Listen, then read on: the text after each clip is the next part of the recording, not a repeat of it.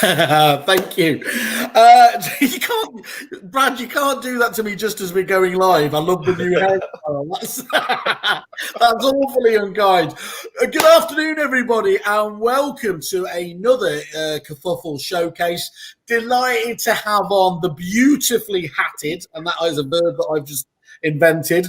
Beautifully hatted Brad from SMS Speedway. Brad, how the devil are you, sir? Looking magnificent.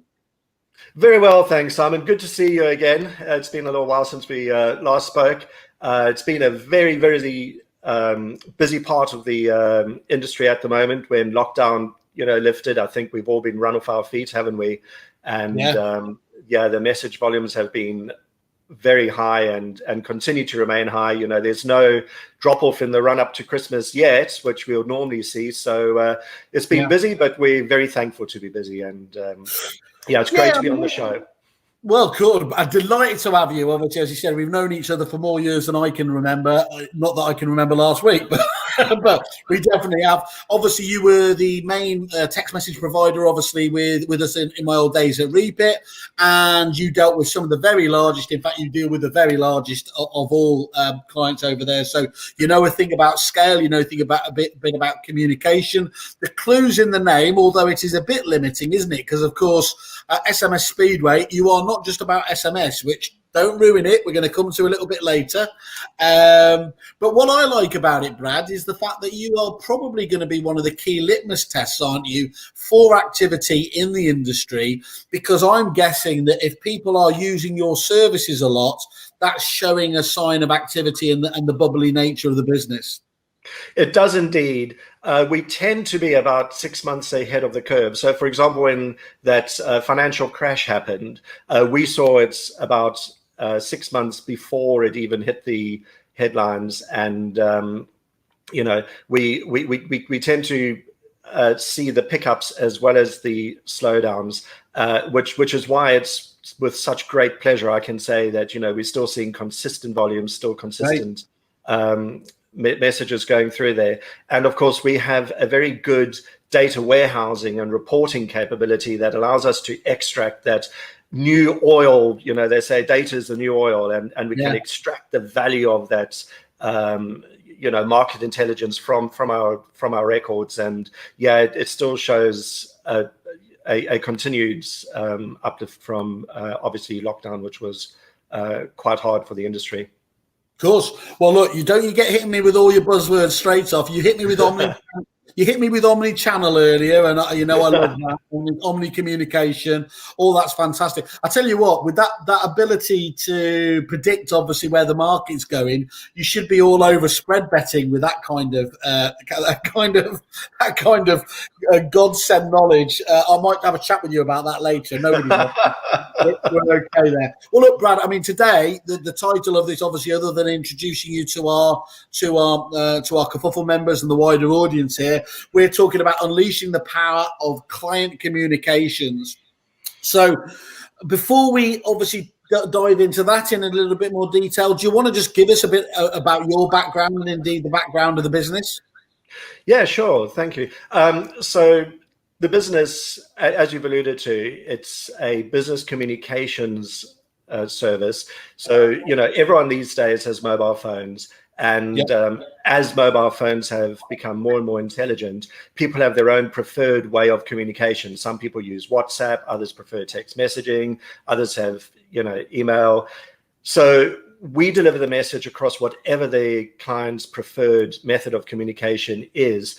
We even have a text to voice service where if someone cannot use their phone, and there's a demographic that we serve, in the elderly population in particular, or people with disabilities, where they need some crucial information, our system can actually phone up and deliver it via voice. And all of that is branded. So if you're a big player that's, has multiple brands, we support that.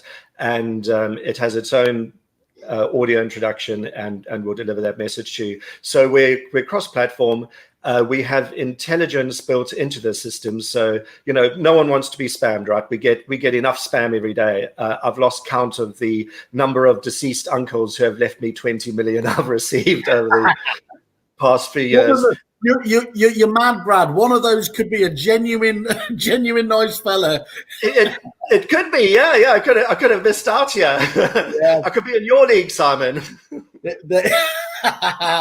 I'm still waiting for the Viagra ones. But anyway, we're getting off track now. Let's not go there. That's too much of a hard sell, I'd say.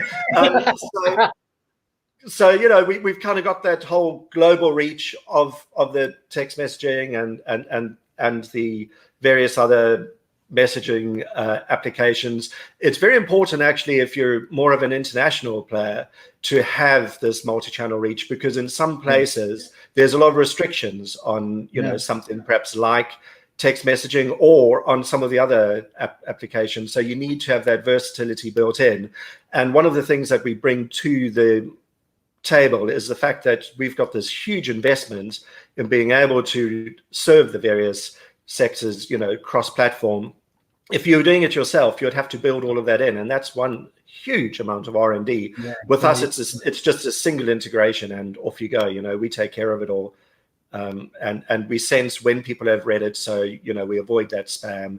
And but then we've got 24 years experience in the industry. We were the first commercial text messaging company. We grew out of an internet company. In fact, Simon, you were one of our first signups, actually, back in the early days of 3 men and a dog repeat. Look, ahead of the curve as ever. That's impressive. Great, yeah. Exactly. You remember when I came up with the idea of the SMS appointment reminder, and we had a conversation around, would people in business ever want to have an appointment reminder on their phone? It took 3 years, but there we go. We got there. You're absolutely right. Here you were changing the industry, but way before. I'll hold on to your coattails on that. I'll be putting that up on LinkedIn as a success story later on. Good man. I think that's the key, though, Bradley. Even back then, obviously, there are so many different providers out there, and you hear of such horror stories in terms of variability of customer service, letdowns, and things like that. The thing that I loved about you guys was that you just did what you said you were going to do. It was rock solid. It was reliable. You didn't get like some text message companies. You didn't get text messages being delivered at 3 a.m. because they've decided to kind of dispatch them on the cheapest possible channel. Exactly. That when you're dealing with this, you are at the front end of the agent's own brand, and if you mess up, then it rebounds back on them, and that just can't be. You can't have that, can you? No. You're customer facing. You represent the customer's brand, to those clients out there. We do the mass communication, and because it's fully branded as a service, it feels as if it's from the client itself. They might be using us as a service, but it is representing that client, and you have to have the reliability. You need to have the, dare I say it, help desk. We're 100% British. We're based in the UK, and our staff work to UK times, and it is important. We global Britain and trades globally, but it is important to be able to talk to someone who understands your particular location in the world and is at work at the same time you are, and understands perhaps some of the idiosyncrasies of our very varied regional accents. Said the Antipodean talking to the Midlands boy. Well, yeah, and there again, I was born in Kuwait, so that's how exotic I get. But brilliant.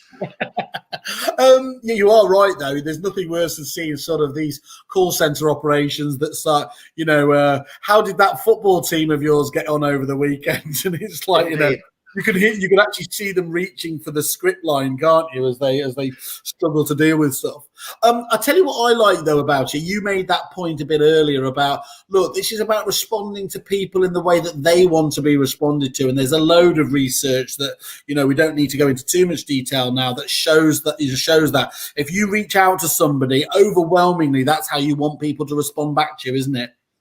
You want it to be personalized, Simon. You're so right. And actually, we'll get on to what it means for business and workflow. But, if you're going to be driving your sales, if you're going to be progressing your business, then people need to understand that they are talking to humans, that's interactive. There's someone real there, which, of course, we empower either the business themselves or the partners they work with to do on their behalf. But by the same token, as we saw when lockdown lifted, there's this huge rush perhaps of leads that are coming in and sales inquiries in the first instance. And you need to have your ability to automate and to rapidly scale up. You know, we can do mass delivery, mass replies, and respond in an automated way with successful handoff back to your staff as well. So you want to leverage your IT systems, you want to leverage your communication to do that grunt work for the staff. So you're maximizing your staff's efficiency and giving that personal service. And by being able to customize through a mixture of having, you know, perhaps your CRM tie-ins and your automated reminders with the more ad hoc messages, people are able to log into either our own application or their in-house applications and do those personal communications in a two-way manner that are there and they're timely and they at the convenience of the client. Everyone wants convenience, right? We have Deliveroo, we've got, you know, we go to our Costa coffees, and you know it's all about convenience. We order from Amazon. People want it there; they want it now, and you have to have that immediacy. Yeah. The irony of you telling me that Bradley, as in about 20 minutes I'll start ordering my Deliveroo if you see my eyes just go down for my lunchtime. Lunchtime order. But anyway, I tell you what really appeals to me though, and I'm probably we're jumping ahead of ourselves, but I'll forget if not. One of the things I loved, I couldn't obviously when I was at the aforementioned CRM company, we used to see a lot of clients who really struggled to get viewing feedback. You know, they would be forever chasing. The perception is from vendors, why haven't you got the feedback on, you know, from those people that did? Well, there is a growing proportion of people who refuse to answer their calls, you know, answer their phones to, you know, to ad hoc calls there, apart from when it's completely on their terms.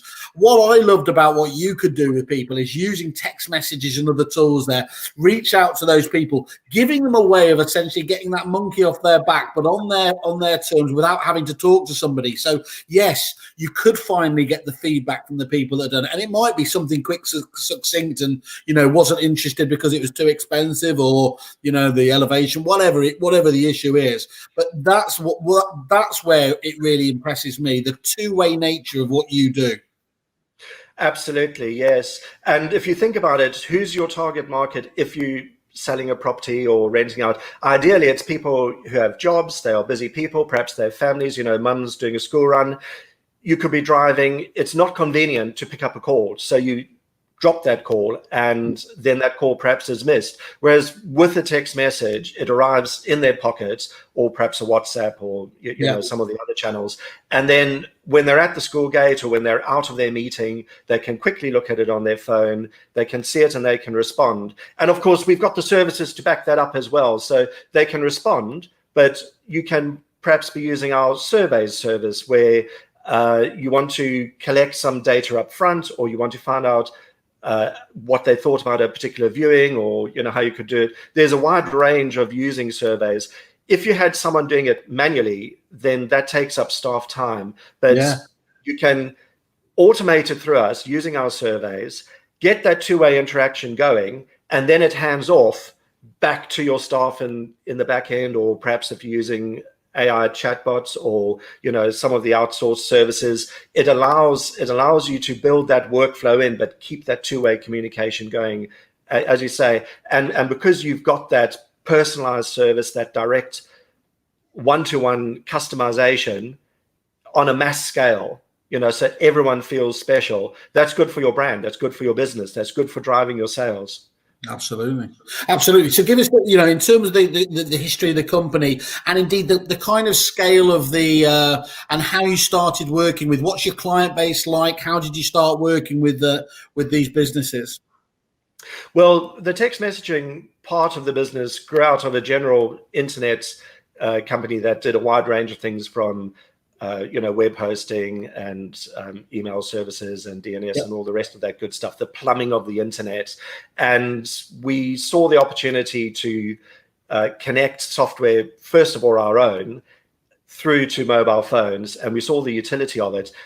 Back in the day, everyone said, "Oh, text messaging is just for kids. No one's ever going to use it. You'll never want to bank sending anything to their clients via text message, right? But we saw the utility of it because it's in people's pockets, and basically we were led by the market. That was the fastest growing part of the business. People wanted that service. So we've always been innovating. You know, we've always tried to look ahead. So, for example, being able to deliver property brochures and property presentations to someone who's perhaps interested in a house. You know, we came up with that concept of embed the link and then you click on the link. There were others. I'm not claiming a first on that one, but it was particularly useful, and these sort of like mini self-contained websites, which we'll go into later, but we've got a product called Message Bubbles, which is now an entire instant messaging service based on the same thing. So you don't need any applications. So constant innovation from the start, seeing how it could integrate better, make it easier to integrate, but most of all be usable to the man and woman on the street, because that is the client of the people we serve. You know, the estate agencies, the banks, the schools, you know, and the various other sectors that we serve.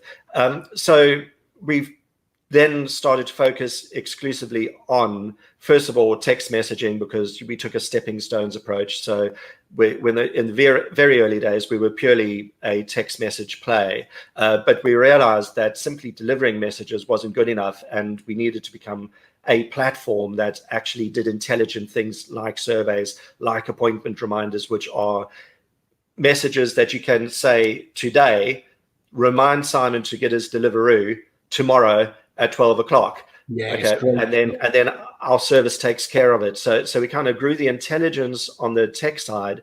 But of course, as smartphones came along and the evolution of all the other mobile communication, we then started integrating in all of these other channels as well to get to the point where we are today, which is this comprehensive service. And the reason we love all that, of course, Brad, is it's the staggering nature of open rates, isn't it? That engagement level that you get with text messaging and everything else in comparison to everything else. I know you're layering in WhatsApp and everything else, which, you know, it'd be interesting to get your view. Actually, does it even have a higher engagement level than text? But certainly that was the big attraction, wasn't it? Is it largely, if you send a text message, it's going to get read. Massively. Can I give some stats that we have here? Hit me with right. So for text messages, there's a 95% read rate. Okay, now that is actually people getting a message and reading it. If you compare that with email has at best between 15 to 25%, because a lot of emails you want to read what's there.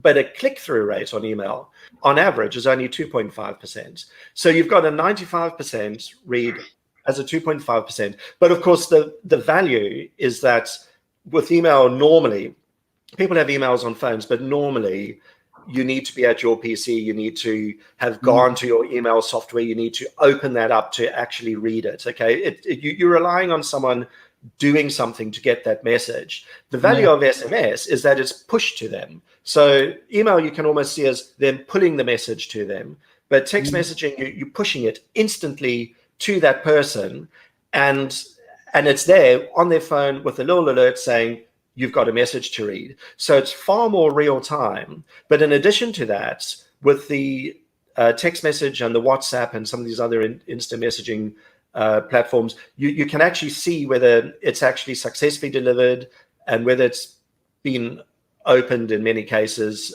more of the instant messaging than the text. But that allows you to be intelligent. If it's something urgent, for example, you're in the middle of a progression and you urgently need an identity document sent back, you know, and perhaps there's a time constraint with the financial deal or something that you're doing, then you're able to say, okay, look, I haven't been able to receive to get them on this particular channel, and either flag it up to someone to try and call them or to, you know, phone their spouse or something, or else you can have that built into the system where you can try alternative ways. So the advantages of having that sort of push and that instant read over and above all of that high readability is the fact that you can be intelligent and flexible, and you can customize it. So you can say, talk to Simon, but then, you know, if Simon's not there, perhaps get to FAM or, you know, someone else in the organization, and have the correct name and everything else built in. So that's the beauty of it. And you're quite right, Simon. initially, that the biggest single selling point of text messaging was the fact that it had this phenomenal read rate, and also very, very reliable delivery. Even if someone's out of signal on the tube or turn their phones off, it will get to them as soon as they turn it back on or get back into signal.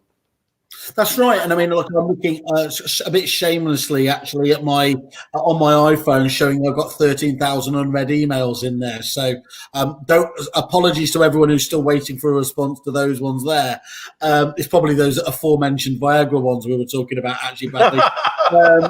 Actually, they're the ones I do know. Anyway, going. The free nature, of course, is that, look, the honest part about it is you do have to pay for text messages, don't you? And because the nature of emails has been free, it has led largely to them being abused. Obviously, sometimes with the best intentions. It's just an absolutely viable communication thing. But also, as well as we know, it has been used just to essentially spam there. Now, the thing that I like about you guys was that whereas a lot of people literally used to cash cow and treat this as a way of making margin, charging 10p plus and all the rest of it, you guys, as long as people were able to put a lot of volume with you, were able to knock that down to a really, really competitive level, weren't you? Absolutely. We've right from the start, we've had the strategy of going for value rather than just making high profits. And in fact, on the very rare occasion, if we can't see the way that a client will get a genuine value and a return on their investment with us, we will actually either advise them differently or perhaps say, perhaps a service in this particular use case isn't for you. You can get greater value in another way. It's very rare, but we will do that because we've always wanted to give that value back, make sure that we've got maximum utility, for the clients, and that they see a return on it, and that includes coming in at a very, very competitive rate. We are a platform, not a pipeline. So, we're not just a message delivery. We bring a lot of other intelligent processing around stuff that removes the grunt work from staff, makes staff more efficient, makes your sales progression more efficient and all the rest of it. So there's a lot more that you're paying for than simply the message. So when you have a look at it in the round and the total offering, yeah, we are very, very, very lean and keen on our pricing, but it's because we know that if our clients are successful, they'll be our clients for a long time. We will be successful as well. We'll rather take a longer term view, grow with our clients than to make short term quick sales, basically. Well, look, I've never been able to see anyone who can undercut you guys properly while still delivering the same, as we said, the absolute essentials of reliability, support, and everything else. It's simply, it just doesn't go to be able to do that. So I can say that hand on heart from what I've seen. The key message here, though, as well, Brad, as much as anything, is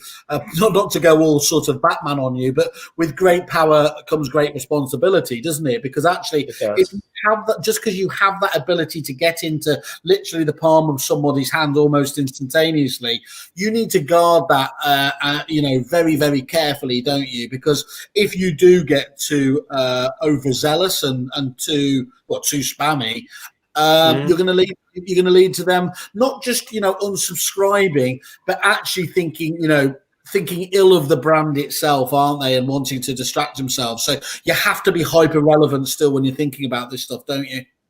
Absolutely. And of course, a poison pill takes out the entire water supply. So, it's in no one's interest. There are those players out there who do spamming and promote stuff that they know is untrue. We are very, very strict on it, not least of all because we also have some very highly, big name high streets banking and financial institutions using us, as well as schools and organizations that have data sensitivity and very sensitive to compliance by the rules and everything. So right from the start, always along the lines, we've complied with all the data processing, the GDPR, the ICSTIS guidelines. In fact, we're members of ICSTIS. We've fed into it.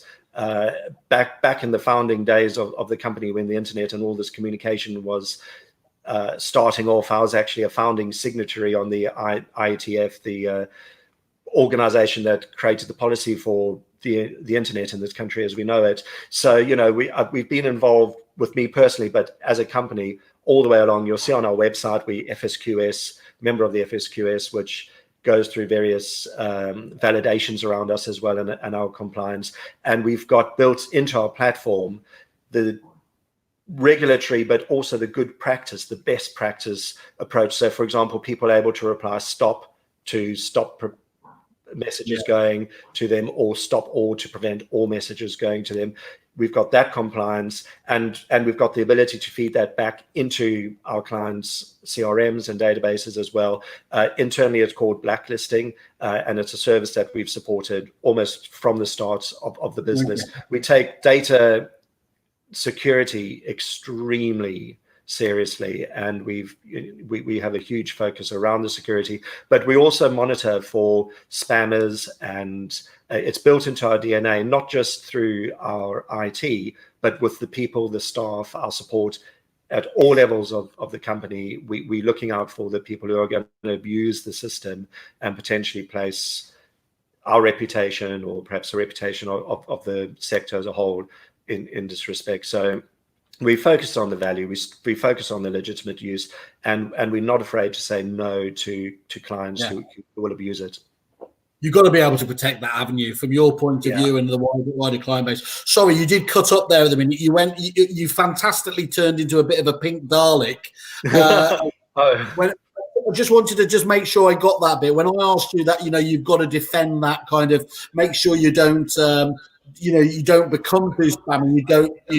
You don't send stuff that isn't relevant. I missed your response to that. Do you mind just telling us again, just your initial thoughts on that? Yeah, sure. We pay a lot of attention to it. We comply by all the regulations. I'd said that I'd myself become a founding member of the IETF in this country. We abide by Exodus and all the best practice. We have a system built into our system, which is called the blacklisting system, which allows people to reply stop or stop all to prevent them getting further messages. We can feed that back into client CRMs and software, as well as deliver reports and these sort of more direct staff to staff, support staff reporting on that. That's perfect. Yeah, we got up to that. That's really good. So that, and actually you mentioned there, and of course that's where we spoke, the CRMs obviously as the, if you like, the gatekeepers of the contact data, with you aligned with the communication data. That's where it's at, isn't it? That's got to be where you've got a really sweet point. Absolutely, yes. We're very easy to integrate with, and we do integrate with quite a lot of CRMs out there, and that integration is exactly what delivers the value, because it's that seamless usage from the CRM and the associated workflow for the business through us to the client communication, the people you are doing business with, to make that sale, to get that tenancy, to get that landlord, whatever it is you're trying to achieve in this particular communication stream.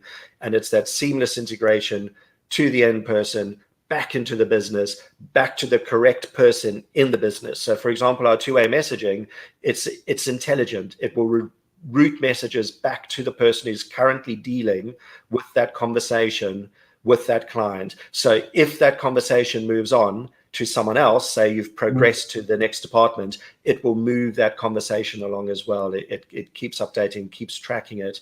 So and that works with the software, with internal bespoke software that you might be developing, multi-channel. So you might have your CRM plus other aspects. So for example, you might have an in-house prop tech solution, but you might also be using the Salesforce, for example, and both channels can integrate with us, and you get a single view of that conversation. You get a single moment of truth from us and our reports back, where you can see all the interaction with that particular person and see where you got to in the business and your ongoing open discussions. And that's also includes things like the automated things like surveys.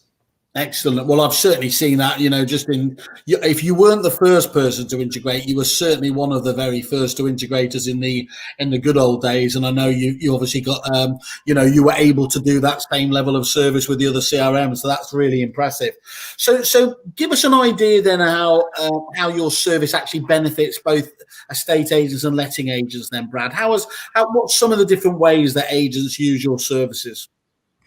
Right. So first of all, the most popular use is the automation side, things like the appointment reminders. In fact, I would venture to say that about a good third of our traffic are either viewing confirmations, which go out immediately to say, thank you very much for doing the appointment. Here's your property details, and giving all the relevant information, and also the reminders, because the reminders are absolutely key to being able to drive your sales. Did not shows are a nightmare for agencies, and you've gone through all of that effort and all of that cost to set the deal up to that point, and then someone forgot because they were distracted by their cats getting sick. And the way our reminders work, if I can just elaborate a little bit on that point, is it goes out because we've got such a long history of being in this sector. We have been able to work out the best timings for a reminder to go out. You want it to go out close enough to the time so people don't forget again, but far enough ahead so that people can do things like arrange a babysitter, get the cat to the vet, or whatever it is, take time off work. So that the automation side of it, and like I said, I've mentioned the surveys, and we've got other automation capabilities in our system for getting more information about a property, or asking for directions and things like that. That automation side is perhaps the single biggest benefit that clients see immediately. But once they've been with us for a while, what they start realizing is that we can take the grunt work out of a lot of the staff daily jobs. It's not getting rid of staff, it's freeing them up to do the things that people are best at, the human interaction, bringing their expertise, their knowledge, their experience to their job, and perhaps taking on wider roles. We get rid of the grunt work of that underlying communication, making certain someone's gotten the message, making certain they get the next step of the process in place if needed. So, for example, to gather documentation for upfront pre-vetting and IDNV and things like that. And with that, the two-way messaging, as you've alluded to previously, Simon, is absolutely key. So it helps drive that workflow, drive the from the leads, the pre-qualifications, getting documentation, mortgage, conveyancing. All of those processes involve an interaction with people, and then getting a reply back and doing something meaningful with it in your business to get them to the next stage to drive your sales and your lettings through. So we have a number of technologies that can help with that. For example, we have a product called Reach Out, where you can send documents to someone, goes to their phone as well as via email if you want, and you can request documents from them. So for example, if you need a selfie for identification, or perhaps you want them to return or take a photo of a signed document, or images of the boiler leak that they've complained about, or you're constructing a virtual walkthrough and you need a few more images, say of the living room, or there's been requests, you can send out the request, you can receive it back, and our system takes care of all of that, doing the request, gathering the information, and delivering it back to you where you need it. So it can be in the form of email, it can be delivered into a particular system you've integrated with, or you can be logging onto our website and just downloading it like you would, say, Google Drive. We've got the picture messaging, which is great for showing people what properties are. It's a beautifully presented, branded brochure of the property with all the images, the text, all the stuff you would say get on a portal like the unmentionable big one that's made itself so popular with everyone this year. All of that good stuff, number of bedrooms, prices, price reductions, alerts around prices changing. That's the daily bread and butter of a estate agency, and we take that pain away. We make it simple and easy because we are integrated with your feeds, we integrated with your CRM. We can get that message, that presentation out to the clients. You just do a simple property match, for example, of a new property you've taken on, and immediately you've just reached everyone who's looking for that type of property in their pocket, and then they can do calendar requests. And then we've got other really nice to have value adds as well. Like we can deliver beautiful business cards to people on their phones. If you've got an appointment, it gives all the details, where you're going to. You can click on your Google Maps for navigation, but it also says who your negotiator is. It's got a little image of that negotiator, so someone knows the face of the person they're meeting with, a little bio. There can even be a video introduction that negotiator can do, so it's that sort of added value as well that allows you to give a much more personalized, better brand awareness as an agency to your clients. That's the helicopter view.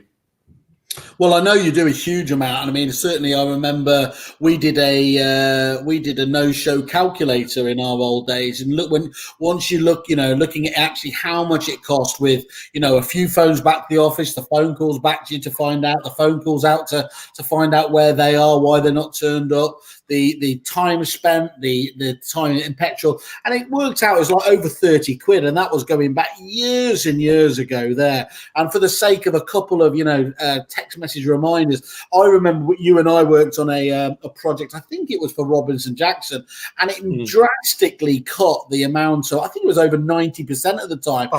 Do that simple notification doesn't mean that they weren't, that some of them were still being moved or, not attending, but they knew in advance, didn't they? So you got all that time back and everything else. And that was fun. That's just fantastic. And it's just what you expect these days, isn't it? Hey, Brad, Love catching up with you as ever. Obviously, we'll continue to do it. Make sure you keep us up to date with all these innovations and anything else you've got going on. Once more, great to have you on the platform, and look forward to speaking to you soon. Thank you very much.